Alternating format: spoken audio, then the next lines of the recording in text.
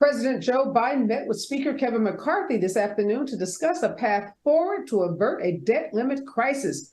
With only days left until the Treasury Department could be unable to pay the nation's bills. In 10 days, the U.S. government could default on $31 trillion of debt. Social Security, Medicare, and veterans benefits could be impacted if no deal is reached. South Carolina Republican Senator Tim Scott announced his run for president today. The race to be the next Republican presidential nominee will hit a new gear this week, with Florida Governor Ron DeSantis expected to officially launch his much-anticipated campaign as well. The NAACP issues travel advisory for Florida over DeSantis's aggressive attempts to erase Black history. The civil rights organization has warned that the state is, quote, openly hostile toward African Americans, people of color, and LGBTQ plus individuals, end of quote. Black astronaut says lunar mission will be major accomplishment in American history. Victor Glover is part of a 4-member crew that will orbit the moon in NASA's Artemis II mission, scheduled for November 2024. A high school sophomore in Missouri was suspended 3 days after she reported her teacher last week using a racist slur in the classroom, prompting the teenager's lawyer and her mother to demand that the district apologize and expunge the suspension from her record. Brian Kohlberger was arraigned today for 4 counts of first-degree murder and burglary for the stabbing death of 4 Iowa students. Prosecutors have 60 days to determine if they will seek the death penalty. After the demise of Roe v. Wade last summer, it's triggered a 6-week abortion ban in South Carolina. However, after legal challenges, the state Supreme Court found it to be unconstitutional, kicking off an internal GOP feud that has remained unresolved to this date.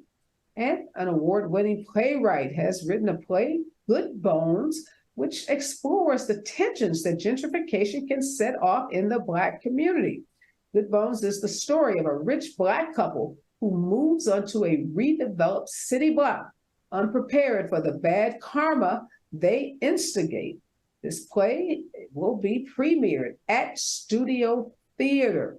This is Areva Martin in real time, and I'm your host, Areva Martin. This is your one-stop destination for today's trending news, expert analysis, and my unfiltered opinions. Today, this is our second hour, and in this hour, we're talking about race and how can we talk about race without offending white coworkers and others in the workplace. It has been nearly 3 years since a white police officer put his knee on George Floyd's neck, causing him to asphyxiate. We saw George Floyd actually die as we witnessed him being kneeled on by this police officers. It sparked mass protests against racism and police violence. The anniversary of George Floyd's murder is May 25th. And as we approach that anniversary, the question that we're asking today on Areva Martin in real time is, what has changed? Has corporate America in particular, that vowed to address issues of systemic racism, that spent hundreds of millions of dollars on diversity, equity, and inclusion training, that made millions of dollars of donations to civil rights and other organizations working on issues of social justice, where are those organizations today? Where are those commitments? Is there work done? Is there more work to be done? And I'm asking the question, have they in some ways seen a regression? Have they stepped back from? Have they taken a different approach to even addressing issues of systemic racism? Today, when Tim Scott announced his run for presidency, he made it very clear that in his opinion, America is not a racist country, that everyone, despite your race, has an opportunity to pull yourself up by your bootstraps, that if you work hard enough, if you're dedicated enough, that you too can go from what he talks about, from the cotton field to Congress. And Tim Scott and so many others, not just in the Republican Party, but mostly in the Republican Party, like to put forth a narrative that race has nothing to do with the advancement of Black people. It has nothing to do with the lack of CEOs who are African-American that run major corporations in this country. It has nothing to do with the substantial wealth gap, the 10-to-1 wealth gap between Blacks and whites in this country. They take the position that to the extent Black folks have not achieved parity in the workplace or in housing or in economics or financial wealth, it's because of Black people themselves and not a system, not racism, and definitely not systemic racism. When we come forward, I'm going to talk with Professor Stephanie Creary. She's a professor at the Wharton School of Business at the University of Pennsylvania and a diversity, equity, and inclusion consultant. Kim Crowder joins me. Stay with us. KBLA Talk 1580. If you're not listening to Tavis Smiley weekday mornings on KBLA Talk 1580, you're missing out. Everybody wants to talk to Tavis. That's one reason, by the way, why I'm so thrilled to have this conversation with you today. The three people I always most hoped would interview me were Phil Donahue, Studs Terkel, and Tavis Smiley. Donahue's retired, Terkel's deceased, so this is a real thrill for me. And the reason why I have such respect for what you do is you have a historically informed conversation of depth and detail. Be sure to tune in to Tavis Smiley weekday mornings, 9 a.m. to 12 noon on your unapologetically progressive radio station, KBLA Talk 1580. KBLA Talk 1580. Is the pen mightier than the sword? They say the pen is mightier than the sword. At KBLA Talk 1580, we not only have a lot to talk about, we have a lot to write about. Politics, relationships, business, empowerment, and culture. The all-star roster at KBLA Talk 1580 has you covered. That's what it's all about. Be sure to follow us on all our socials for our latest book releases, op-eds, essays, and commentaries from our hosts. And, of course, download the KBLA 1580 app as we strive to remain your most trusted, credible, and reliable source for the issues you care about. This is unapologetically progressive. KBLA Talk 1580. What up, baby?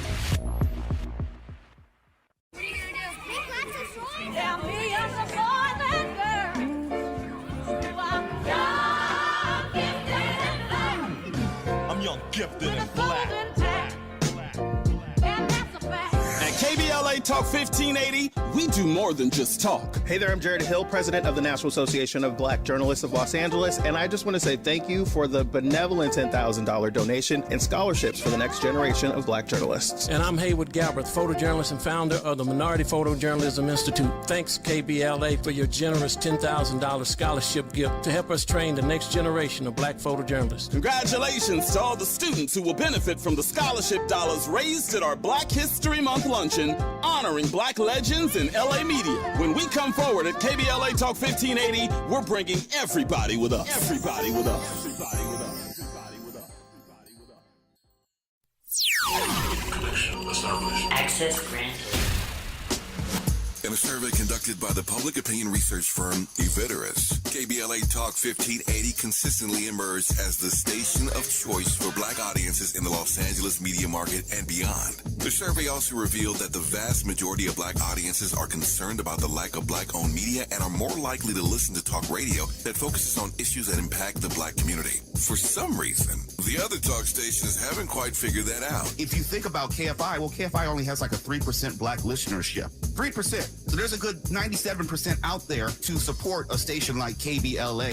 At KBLA Talk 1580, we've got your Black. Your Black. Your Black. I'm back, and this is hour 2 of Areva Martin in real time. And in this hour, I'm doing a deep dive on a subject that's near and dear to me, and it's the topic of race in the workplace, the topic of diversity, equity, and inclusion.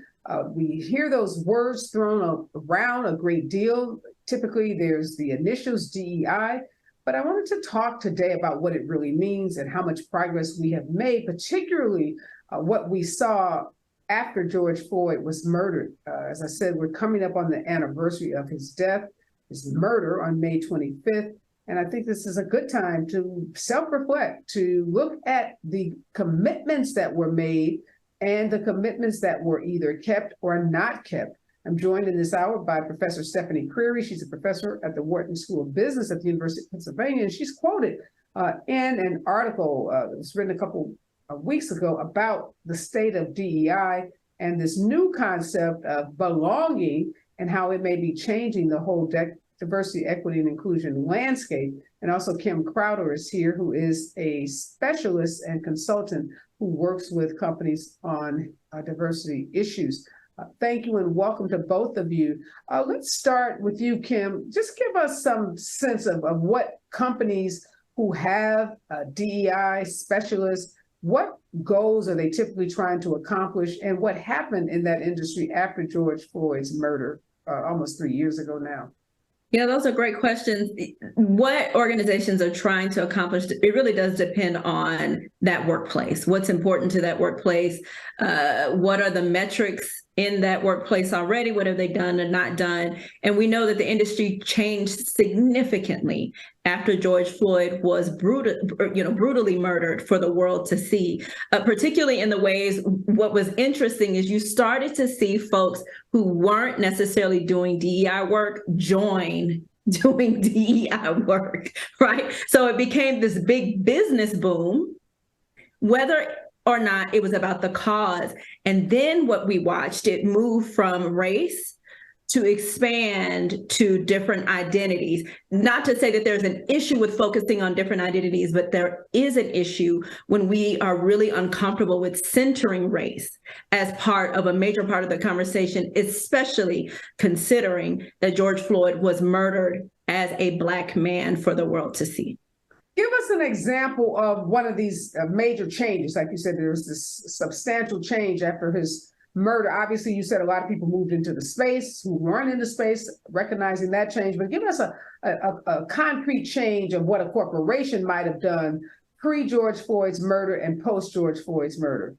Yeah, one of those things is just being willing to even talk about race in the workplace. I mean, that really is a baseline, right? To take a look at their policies. Where your policies put you in this conversation? Where does your workforce? Places weren't even tracking their numbers around the work, what their workplace identities were, and certainly not looking at those identities in the way of intersectionality. So, for instance, I am Black and I am a woman. That means that my intersectional identities are that I am Black and a woman. Both of those identities are typically historically ignored in some way. And so what we were seeing was organizations not even having those conversations at that level. We have seen some organizations deepening that conversation, and actually organizations who are doing the work. So that is an encouragement. But a lot of times what we saw was organizations who were just trying to hire and didn't necessarily have the framework necessary to keep people and to have an environment in which folks thrived from historically ignored backgrounds in those workplaces. Do you know, Professor Creary, if there has been any data collection? Like, can we point to any study that says the diversity numbers in this segment of our economy was X pre-George Floyd, and we saw an increase post-George Floyd, and if we look 3 years out, that increase has maintained, we've maintained the status quo, or we've lost numbers, or we've even advanced? Is there any place out there where we can get those concrete numbers? Yeah, so at this point, what we need to be able to do to get those numbers is go company by company, unfortunately. So people like me who are researchers, we have entire teams of people who go and download the information from whatever public source is available. So what Kim definitely started to point us toward was that companies started to do a lot of things that they didn't do before. One of those things was actually report some of their numbers publicly. And so I would say, 2020, starting with the 2020 annual report, the annual reports for publicly traded companies are often released in around March or April of the next year. So in March or April of 2021, we started to see something called the DEI transparency report, or even in companies' annual reports, we started seeing them reporting some some numbers of people who were represented at different ranks of the organization.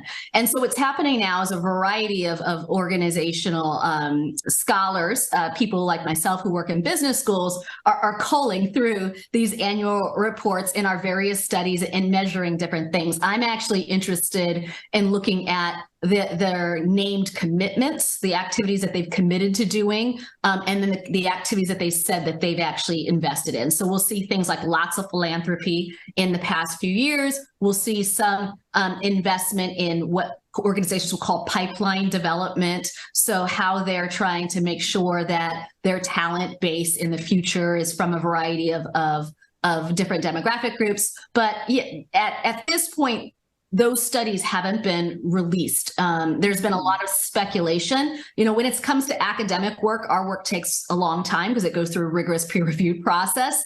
Now, there's certainly been a number of professional service organizations that have tried to give us some preliminary insights into the types of things that companies have done. But I think the types of data and the evidence that many people are looking for, we're not going to know the answers for some time.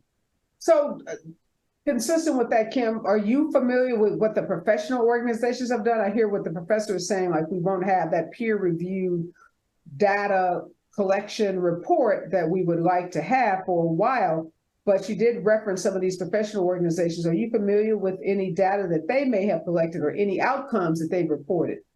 Yeah, and when you talk about professional organizations, are you talking about those businesses themselves? Or are you talking about organizations that run research?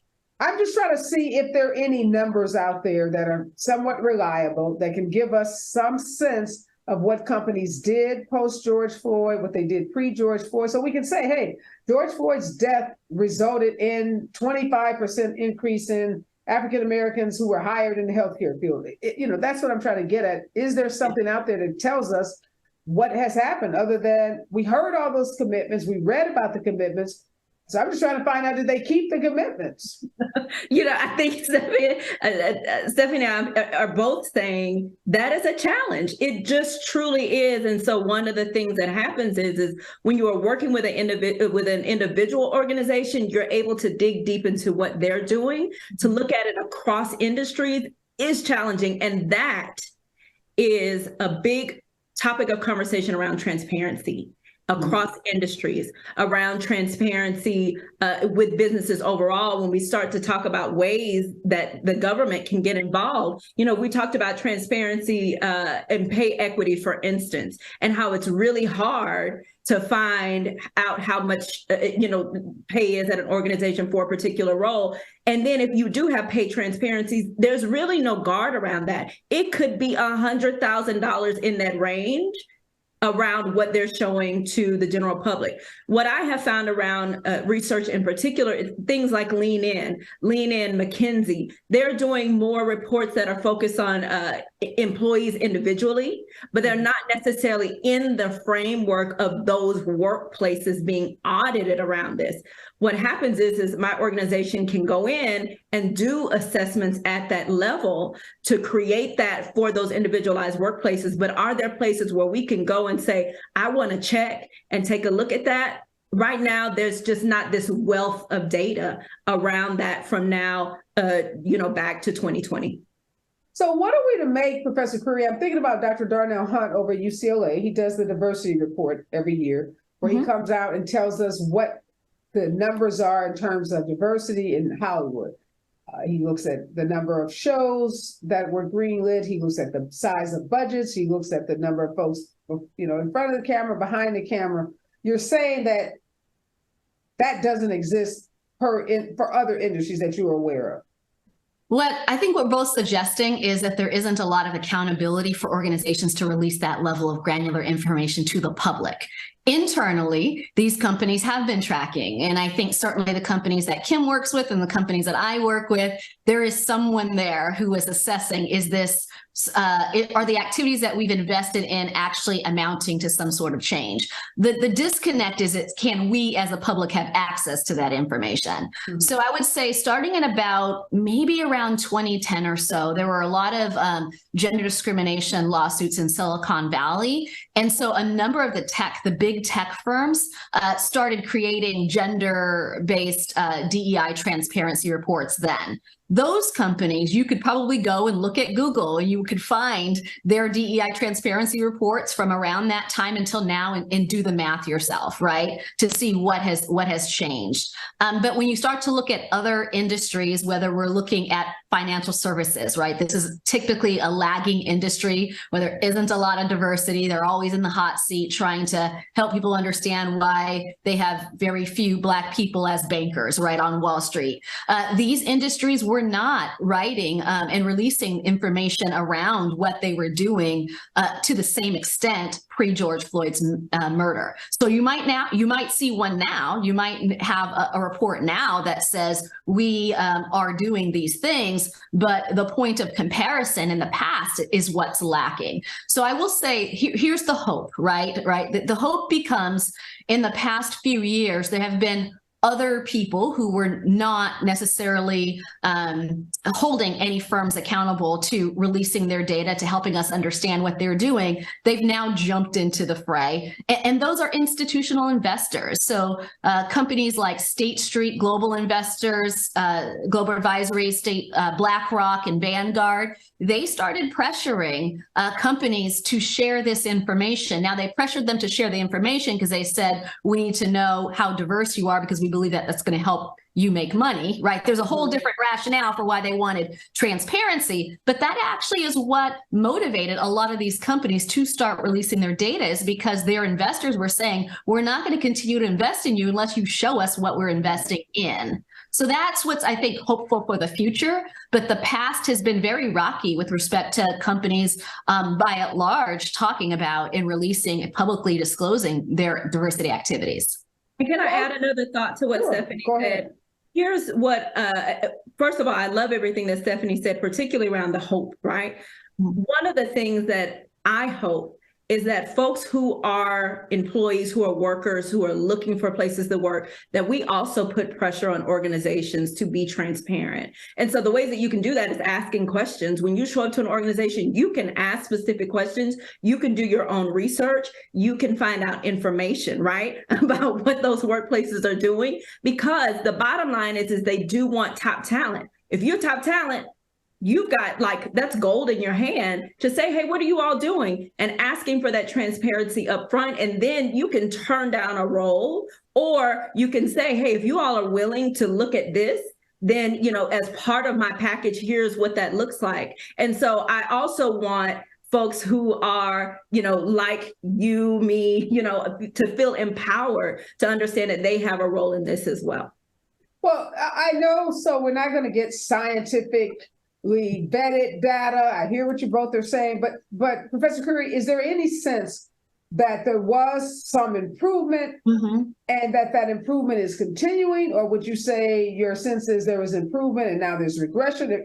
Just based on your experiences, the companies that you are working with, comments that you hear from your colleagues, conferences that you may attend, what's your just general sense about the state of diversity, equity, and inclusion in companies? Yeah, so I'll tell you what my preliminary research says, knowing that it's preliminary, but I like to bucket companies into groups. There are those that were doing a lot of diversity work for, 2 decades before George Floyd was murdered. Those folks have jumped into the conversation about race in ways that they never did previously, and they're continuing little by little to figure out what that means in their company. So that includes engaging conversations about race, that includes looking in different diverse pools for talent, right? Stealing people from other organizations to increase their diversity. They have decided that race is a conversation that they're willing to have. So that's bucket one. Bucket two are the people who were new to the diversity conversation right before George Floyd was murdered. So they have a lot of work to do just to build up what diversity means in the workforce more broadly. Some of those companies that I've started to investigate, when they had initially jumped into a conversation about George Floyd, they tried to keep up, as my parents would say, with the Joneses. But what they realized that they didn't have enough stable base they didn't have enough of a stable diversity strategy to be able to maintain all of their race activities, in addition to starting a diversity initiative anew. Then there were all the people who decided to start a diversity initiative in June of 2020. Those are the companies that are a little bit sort of dazed and confused and having a hard time keeping on top of any of their race-focused activities. So it's not just, did we back off of race or not? There were a lot of new companies that had fragile diversity foundations, and they tried to throw race on top of a very fragile diversity foundation. And race can be the straw that breaks the camel's back, as we all know, in organizations. And so to the extent that we see race dipping out, is also what we see their broader diversity strategy sort of, taking a back seat as well. But the companies that have been doing this forever have managed to hold on to a lot of this work because they have expertise and they have experience doing this. Yeah, when we come forward, I want to talk about this New York Times article that adds this additional layer to this conversation about diversity, equity, and inclusion, and that's the concept of belonging. And Professor Curry, you're quoted in this New York Times article about some companies' strategies now around, it's not just around race, it's about making everyone in the company, not just those minoritized individuals or employees, but making everyone feel like they belong to that company. I want to talk about what that may do to undermine some of the work that's been done around centering Blackness or centering minorities. Is belonging a concept that may, be the death knell to DEI practices? Stay with us right here on KBLA Talk 1580.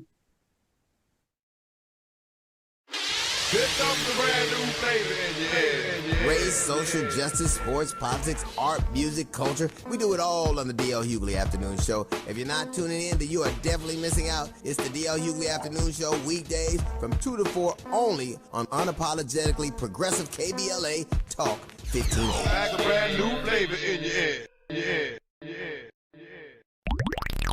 This is a rather bold pronouncement, but we think we can back it up. If you come across a radio frequency anywhere putting more variety and more diversity on the air than KBLA Talk 1580, we sure would like to hear about your discovery. You got to have vision. You can search, but we are confident that you won't find more shows covering more topics, hosted by a more diverse and inclusive lineup of talkers than the squad we have assembled here at KBLA Talk 1580. This is the time, brothers. This is the time. We've got something for everybody. That's right. Health and healing, history and humor, issues and events, empowerment and entertainment, all in one station. What's really going on? Free enterprise, you dig? KBLA Talk 1580. Yes. Oh yeah. We got a lot to talk about. King Kong ain't got on me. If you're not listening to Tavis Smiley weekday mornings on KBLA Talk 1580, you're missing out. Everybody wants to talk to Tavis. That's one reason, by the way, why I'm so thrilled to have this conversation with you today. The three people I always most hoped would interview me were Phil Donahue, Studs Terkel, and Tavis Smiley. Donahue's retired, Terkel's deceased, so this is a real thrill for me. And the reason why I have such respect for what you do is you have a historically informed conversation of depth and detail. Be sure to tune in to Tavis Smiley weekday mornings, 9 a.m. to 12 noon on your unapologetically progressive radio station, KBLA Talk 1580. KBLA Talk 1580.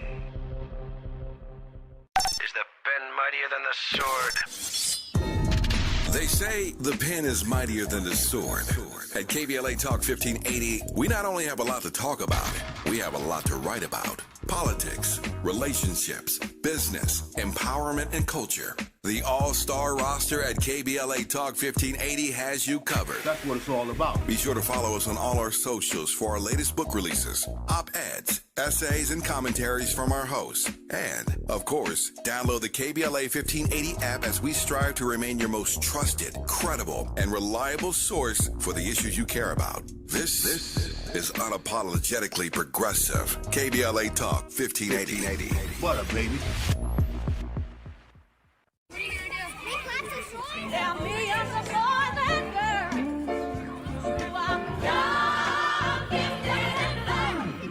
I'm young, gifted, and black. At KBLA Talk 1580, we do more than just talk. Hey there, I'm Jared Hill, president of the National Association of Black Journalists of Los Angeles, and I just want to say thank you for the benevolent $10,000 donation and scholarships for the next generation of black journalists. And I'm Haywood Galbraith, photojournalist and founder of the Minority Photojournalism Institute. Thanks, KBLA, for your generous $10,000 scholarship gift to help us train the next generation of black photojournalists. Congratulations to all the students who will benefit from the scholarship dollars raised at our Black History Month luncheon honoring black legends in LA media. When we come forward at KBLA Talk 1580, we're bringing everybody with us. Everybody with us. Everybody with us. Everybody with us. Everybody with us. Connection established. Access granted. In a survey conducted by the public opinion research firm Eviderus, KBLA Talk 1580 consistently emerged as the station of choice for black audiences in the Los Angeles media market and beyond. The survey also revealed that the vast majority of black audiences are concerned about the lack of black-owned media and are more likely to listen to talk radio that focuses on issues that impact the black community. For some reason, the other talk stations haven't quite figured that out. If you think about KFI, well, KFI only has like a 3% black listenership. 3%. So there's a good 97% out there to support a station like KBLA. At KBLA Talk 1580, we've got your black. Your black. Your black.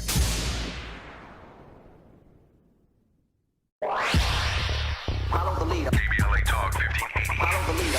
Be sure to follow us on Instagram at KBLA 1580. Follow the leader. Are you ready? The station leading the way with exclusive interviews, Follow the leader. stimulating conversation, and intellectual discourse that empowers, enlightens, and informs. Follow the leader. Follow the leader at KBLA 1580. We've got a lot to talk about. Keep following the leader. Follow the leader. Follow the leader. Follow the leader. Follow the leader. Follow the leader. Gotta stay fresh, my house shot with a rest bar, shot with a rest bar, shot with a rest bar. Have you visited us online for the grand opening of KBLA.store? For the best in new merch, gift ideas, books, media, and more, log on to KBLA.store. Be sure to check out our KBLA team favorites at KBLA.store today. That's KBLA.store for all the official merch on your favorite talk radio station. KBLA Talk 1580. The bounce is back. Here comes the brand new flavor in your head. Race, social justice, sports, politics, art, music, culture. We do it all on the D.L. Hughley Afternoon Show. If you're not tuning in, then you are definitely missing out. It's the D.L. Hughley Afternoon Show, weekdays from 2 to 4 only on unapologetically progressive KBLA Talk 1580. Like a brand new flavor in your head. Yeah. Business at the University of Pennsylvania, and Kim Crowder, diversity, equity, and inclusion consultant. All right, Dr. Perry, you were quoted in this May 10th New York Times, the future of DEI, and it introduces this concept of belonging. Help us understand what that concept is and what your thoughts are about it.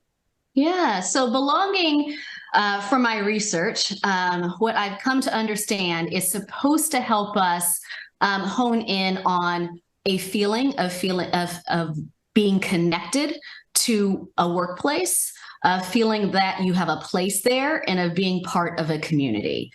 It took me a long time over a period of a year of interviewing chief diversity and inclusion officers and a number of other people who are champions for the term to understand what it is that they meant by this term. And I was curious to understand what the word belonging was doing that the word inclusion wasn't doing, because I'm old enough to remember when the word inclusion was increased. And so what I've come to understand was there was a need to differentiate the practice or the behavior or the act of including, pulling someone into a meeting, giving them an opportunity, from the experience of inclusion, which my guess is in many organizations is a sense of belonging.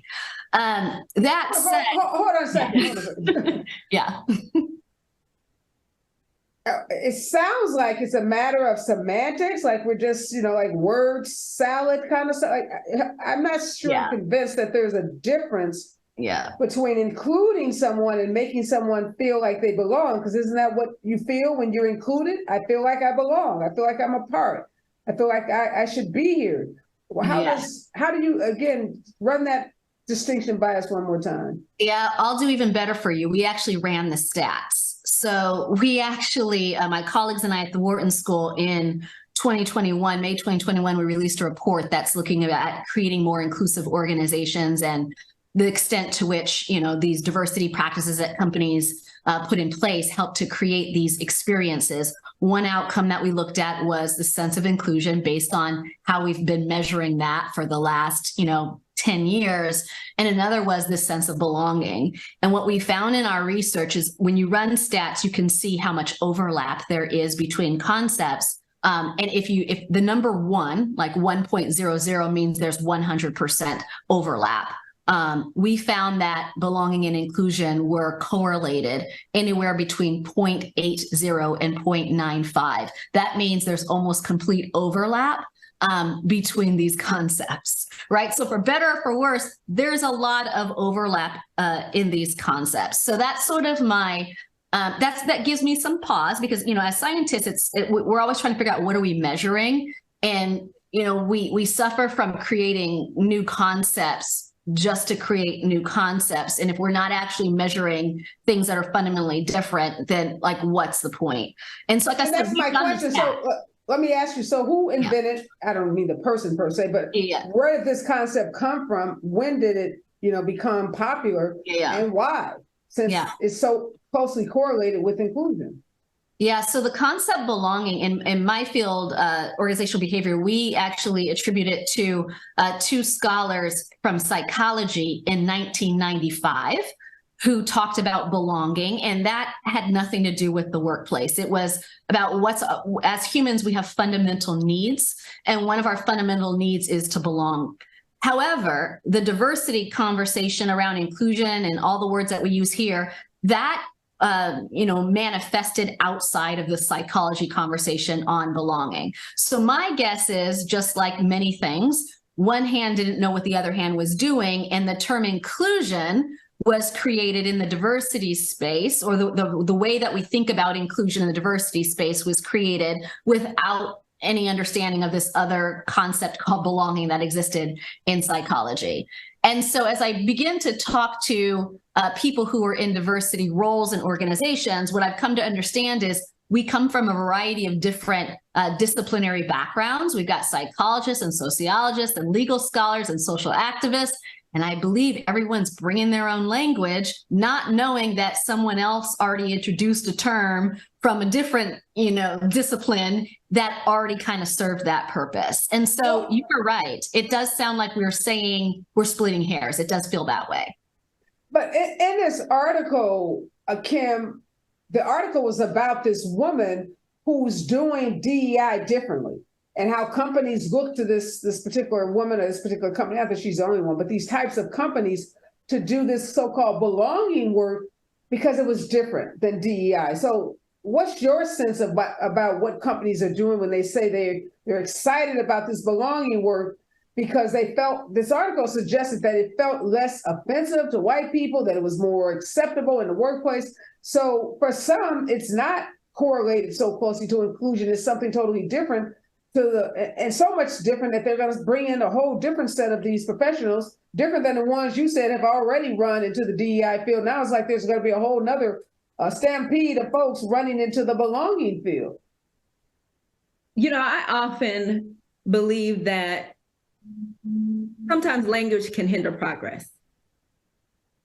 And so the continuous addition, splitting hairs on language is a way for organizations, for people to opt out of the work as it was intended to be operated in. And so I'll give you my thought about this, the terminology around belonging. It then moves the goalpost. Is the goalpost about building workplaces that are not just about a feeling? Because I think that is deeply important to talk about, that when we talk about diversity, equity, inclusion, myself or Stephanie are most likely not talking about all of the feels. While that is a part of it, it is certainly not the cornerstone and the roots of the work. The roots of the work are justice. The roots of the work is equity, right? And so what we want to see is, we want to see this move in policy. We want to see this move in pay equity. And so this idea of how people feel about it, is it right or is it wrong? Is it your company values or not? right? What is important to the organization? What is your organization decided that is going to do? You know, of course, as practitioners, we often have to tie that in some way to the bottom line. That's not the exciting work, right? What I do know is that there are organizations who are not necessarily picking this up and are absolutely willing to do the work as it was intended to do, to look at everything from the pipeline, from when you bring someone on to what is, you know, how long are they with the organization as far as retention is concerned? Why are they leaving? At what point in their career are they leaving? So we're seeing organizations willing to do those deep dives. For this is, for me, it feels like surface work. It feels like the work pre-2020, right? When we sort of wanted a kumbaya, we wanted to feel really good, but we don't necessarily want to do anything about and be held accountable around diversity, equity, and inclusion. Well, when I read the article, Professor Curry, it felt like to me, too, that it was a way to move away from concepts of justice. Oh, and it felt very much like the culture wars that are happening in places like Florida and Texas around what can be taught in schools, and that even using the concept diversity, equity, inclusion was now becoming a divisive terms, and that companies were looking for ways to be able to check a box to say we're doing something, but not to offend folks in the workplace who never were on board with diversity, equity, and inclusion. Because again, it talked about hiring not the traditional DEI specialist. The article really talked about, I think this woman a comedian or something, I can't remember what, area she had come from, but I think some of them talked about using comedians and using other people from non-traditional backgrounds to do this work. So are you concerned that this concept of belonging does move companies away from equity and justice issues? You know, I think some companies are doing that on purpose, right? Using belonging as a way to tiptoe into a conversation. I think these don't have to be either or scenarios. If we need to talk about belonging as a way to get white people who don't want to talk about justice or men who don't want to talk about justice engaged, maybe that's the college level 101 diversity course. But there's a 401, a senior level course that we need to get to sooner rather than later. And so if belonging is the first step, it's the first step, but it shouldn't be the end of the conversation. And I know from firsthand experience that there are companies that are using belonging as a replacement for the D, the E, and the I. And that's what's concerning to me. Yeah, when we come forward, I want to ask you, Kim, about this concept of belonging. And do you see it as a way to move away from concepts of equity and justice? And then if it is, what does that mean for the future of DEI, particularly in corporate America? Stay with us, KBLA Talk 1580. Is the pen mightier than the sword? They say the pen is mightier than the sword. At KBLA Talk 1580, we not only have a lot to talk about, we have a lot to write about. Politics, relationships, business, empowerment, and culture. The all-star roster at KBLA Talk 1580 has you covered. That's what it's all about. Be sure to follow us on all our socials for our latest book releases, op-eds, essays, and commentaries from our hosts. And, of course, download the KBLA 1580 app as we strive to remain your most trusted, credible, and reliable source for the issues you care about. This is unapologetically progressive. KBLA Talk 1580. What up, baby?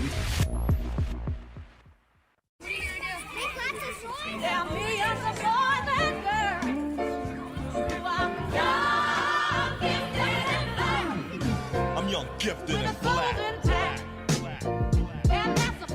At KBLA Talk 1580, we do more than just talk. Hey there, I'm Jared Hill, president of the National Association of Black Journalists of Los Angeles, and I just want to say thank you for the benevolent $10,000 donation and scholarships for the next generation of black journalists. And I'm Haywood Galbraith, photojournalist and founder of the Minority Photojournalism Institute. Thanks, KBLA, for your generous $10,000 scholarship gift to help us train the next generation of black photojournalists. Congratulations to all the students who will benefit from the scholarship dollars raised at our Black History Month luncheon, honoring black legends in LA media. When we come forward at KBLA Talk 1580, we're bringing everybody with us. Everybody with us. Everybody with us. Everybody with us. Everybody with us. Connection established. Access granted. In a survey conducted by the public opinion research firm Eviderus, KBLA Talk 1580 consistently emerged as the station of choice for Black audiences in the Los Angeles media market and beyond. The survey also revealed that the vast majority of Black audiences are concerned about the lack of Black-owned media and are more likely to listen to talk radio that focuses on issues that impact the Black community. For some reason, the other talk stations haven't quite figured that out. If you think about KFI, well, KFI only has like a 3% Black listenership. 3%. So there's a good 97% out there to support a station like KBLA. At KBLA Talk 1580, we've got your Black. Your Black. Your Black.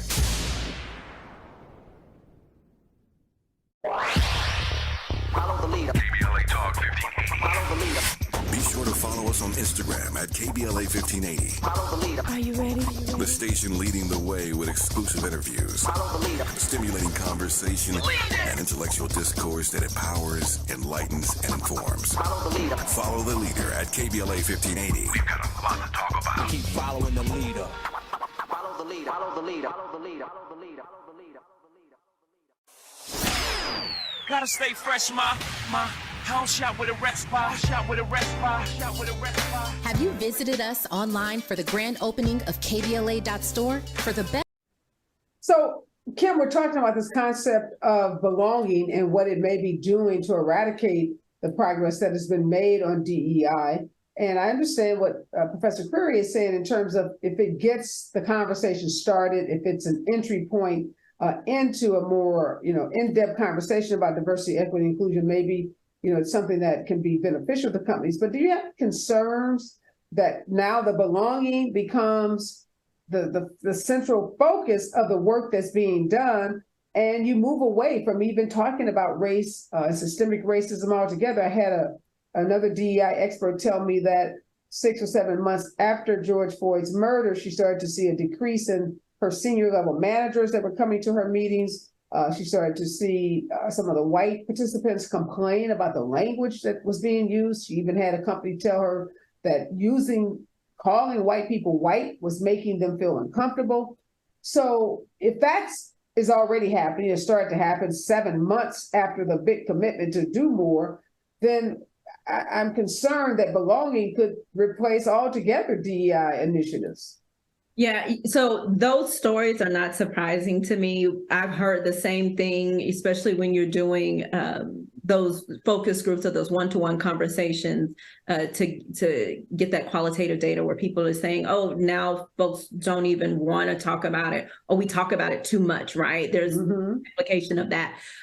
Will we see belonging outweigh DEI? I don't believe so. And I'm going to tell you why I don't believe so. Because there are organizations that are doing the work. For those organizations, they're going to continue. They have made that the fabric of who they are as a workplace. For organizations looking to opt out of the work or who were never interested in the work, then yes, that at that organization, absolutely, that is going to be the conversation. I think the challenge is this. What we saw was this big media shift around diversity, equity, inclusion. We saw these conversations happening in more public forums. That is unfortunately where a lot of us are weighing whether or not these conversations are happening. And that we know that is even in and of itself like dictated by an algorithm. So the algorithm is feeding you who's saying this, who's saying that. That's why Stephanie, what Professor Stephanie said about having that research and that data is so important, because then you can measure beyond your belief, right? My belief is this, or here's what I'm seeing. And so do I think that organizations who are really here for the work are going to pull away? No. Do I believe that leaders who are really here for the work are going to be pulled away? No. The last thing that I will say that is a concern is politically where we are. And so what is that political shift going to mean for even those leaders who want to do the work, for even those organizations that want to do the work? That is, honest to goodness, a concern of mine about what will that look like, especially after 2024. And speaking of that, in terms of the political nature of this, I bring up states like Florida and Texas, Professor Query. How are companies in those states where you have a governmental, seemingly the government in Florida, from the governor to the majority in its elected legislature attacking issues like race and attacking efforts that any company is making to, address these issues, even talk honestly about systemic racism. How are those companies in states like Florida and Texas navigating when, they are it seems like Black folks and Black history and anything about Black culture is under attack? Yeah, so they're suing in Florida. I have a podcast at Wharton, and I had the opportunity to bring on a leader and her lawyer who have an active lawsuit down there in Florida, suing DeSantis and the Florida government around these issues around banning diversity training. So her name is Sarah Margolis, and she is the CEO. She's just one of a number of plaintiffs, but she's the one who came on my show. And she's the CEO of a company called Honey Fund. And Honey Fund is one of these platforms that people use to raise money for their honeymoon when they get married and all that. And she says, I need DEI training because I need my employees to understand who gets married these days, right? And if we don't do DEI training, then our picture of who's getting married these days and who we're marketing our products to is going to be very inaccurate. And so that's what's happening. And we don't hear about these because I don't think it's as exciting for the media to talk about who's suing whom, and it's going to take forever for the lawsuit. But the reason why some of what DeSantis has wanted to happen has not happened is because federal judges have, decided that, they've put a moratorium, right, on what he's doing. Obviously, we've seen Disney in the news. But I think the reason why we know a lot about Disney is because those people who are opponents of DEI have said more about what has happened to Disney than I would say those who are on the progressive side of change. So I think that as I've been at a number of corporate events lately, as this has been the topic of conversation, what I've come to understand is a lot of people believe that those who are on the side of pro DEI, for all the reasons why we need to talk about it, that we're not loud enough, right? That there is a loud far right majority that has amassed a lot of unnecessary airtime, and that unnecessary airtime has led more people to believe that that is the average sentiment in this country, when it's actually not. And so, why people on the other side aren't as vocal or aren't being as loud about this is sort of I have no idea why, but the reality is there are many more people who support DEI, and that's why companies like Disney are continuing to move forward in their DEI initiatives, counting Florida as a fluke. Well, let me push back on that a little. Is it more people that support DEI than perhaps get media attention, or are there people who silently don't support DEI and they're letting these vocal, loud people kind of carry the water for them? I don't know. It seems kind of yeah. So I don't know. How are we saying more people support DEI when we look at the numbers of people who are in C-suites and the numbers of Black folks and Latinos and others, minorities? The progress that we've made, clearly we can't say there's been no progress. I wouldn't say that, but there hasn't been a lot of progress that gives me a lot of confidence that there are all these people out there that support DEI, at least the people in positions of power to do something about it. So I will give you some data. So I'm on the academic advisory board of a company of Edelman, and Edelman runs has this trust index. And one of the things that they just released, I believe it was last week, was their year 4 report on the state of racial justice in America.